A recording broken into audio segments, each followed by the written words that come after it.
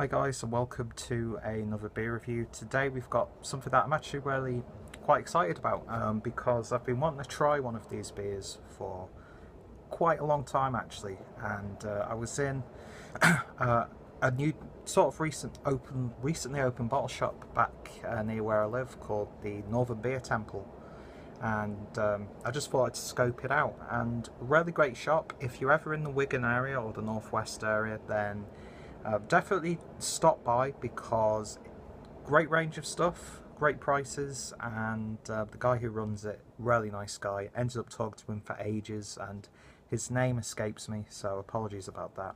But yeah, links down below to Northern Beer Temple. So today we've got a Cloudwater beer, and this is the double IPA version 6, which yeah, I know you're supposed to really drink this one side by side with version 7, but unfortunately this was the only double IPA I had, and I've come to the conclusion you're always going to come across these beers that you will never ever try in your life. So it shouldn't be about like collecting Pokemon cards, it's about the beer at the end of the day. But thankfully what I've heard of this beer, really special. In fact, all of their double IPAs have been pretty damn special by all accounts, and I think they're actually, at this point, version 8 is available on tap only, I believe, and version 9 will be coming out soon. And I think there are hints at each month they'll have a double IPA, which I know some people will be rejoicing, but I know there'll be some people who'll be like, ugh. To be honest, if the beer's good and it's accessible for a lot of people, then fair enough. But Cloudwater pride themselves on being like a purely seasonal beer with no core range, and if they do brew a double IPA every month, then I suppose that will in some respects become a core range beer. But no, they've got a reputation for good beers across the board of all styles. I've already had one of their beers, and that was the Lapsang Lichtenheiner, which is like almost like an ancient German style of beer that they resurrected. Well, didn't resurrect, because I've seen other brewers doing that style of beer, like Sebastian from Freigeist Beer Kultur. But yeah, that was a really interesting one, and I think that was a collaboration with a Manchester-based pub, I'm not too sure. Anyway, this beer, double IPA version 6, it's been out of the fridge for about an hour. I didn't want it too chilled. Fantastic artwork. Sort of reminds you of some of the stuff Peter Saville was doing in the late 70s and 80s, for the most part anyway. And yeah, Manchester, I absolutely adore Manchester. Every time I go to England, I have to pay a visit, and I will be visiting Cloudwater, hopefully. So anyway, double IPA version 6, got my trusty light so I can actually read it, because I'm blinds up. So this is a special edition, specialised in modern seasonal beer. 20% dry hops added towards the end of fermentation, 40% 3 days into conditioning, and 40% 3 days before crash cooling, brewed with WP 4000 yeast. So the ABV on this one is 9%. Bittering hops are Pilgrim Alpha CO2 extract. Aroma hops are Citra, Victoria's Secret, Chinook. Yeast, once again, WLP 4000. And malts are Golden Promise and Destro's monohydrates. And artwork is actually from Textbook Studio, so if I find the link I'll put it down below, because if you're going to promote the beer, promote the art that surrounds the beer. Bottled on the 4th 2016, I'm not reading that properly, and best for January 2017, so it's still got some legs in it. But yeah, I'm not really too sure about the specifics and all the methodology in this beer.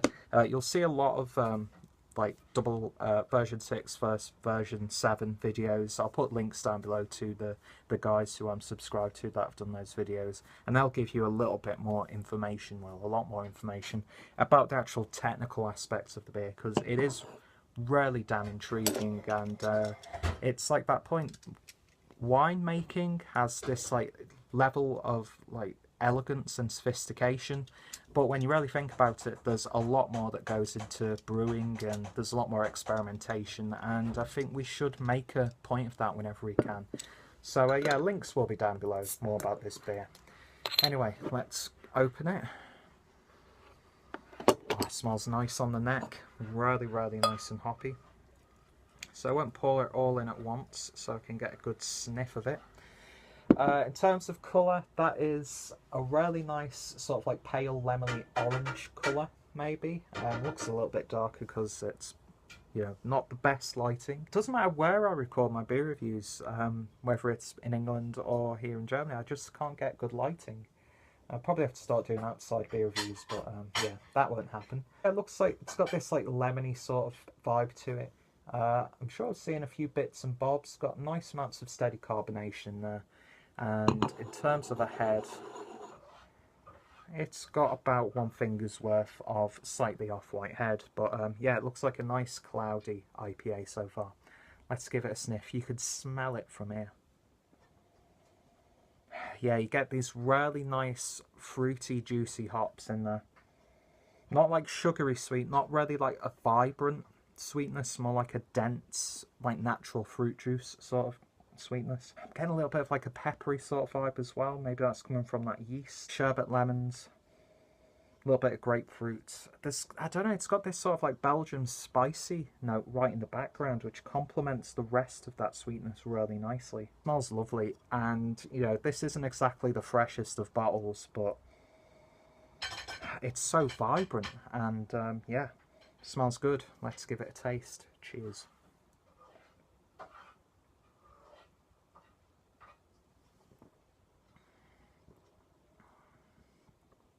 Oh yeah. Like I was saying in the aroma, you get that citrusiness, but it's not like a sweet one, it's more like a natural fruit juice sweetness, and I'm getting that on the bitterness. Nice and citrusy. Definitely pick up lemon in there. Really, really nice. Hop character is really nice as well. I'm sure it would have tasted, you know, miles better, you know, completely fresh, but I'm not really getting any characteristics of fading in there. It's still really in your face in terms of flavour. Lovely tingling carbonation, and it just helps it swell around the mouth. Finishes quite light actually, not dry but not watery either. Almost like sort of like sherbety when you've got the sherbet in like the water and you get that like fruit stuff, and when you drink it, it sort of fizzles out on the back of the palate. That's what you're getting with this. It's got a nice, I wouldn't say light malt build, but it's not really too heavy on the malts. And I'm really not getting that ABV at all. Maybe a slight warmth on the back end, but you're not picking up in the flavour or in the aroma. This is amazingly drinkable. It really, really is. It's crisp, it's refreshing, it's not too sweet. You get that sweetness, that hoppiness is there as well. Not too oily on the palate either. And it's that spiciness that I'm getting, maybe from that yeast, I'm not too sure. I think it's some sort of a special yeast strain that they use for this one. I probably should have done a bit of research. But I just wanted to get into this one. I've, you know, had this for, prior to recording this video, like for a couple of weeks. I brought it all the way over from England here to Germany, and it's been staring at me, but I've been waiting for the right moment. I didn't just want to casually drink it and do a review. You might get a little bit of the alcohol warmth on the back, but not too much. It's nothing where you're thinking, oh god, I'm going to have to slow down, even though you should slow down with a beer like this.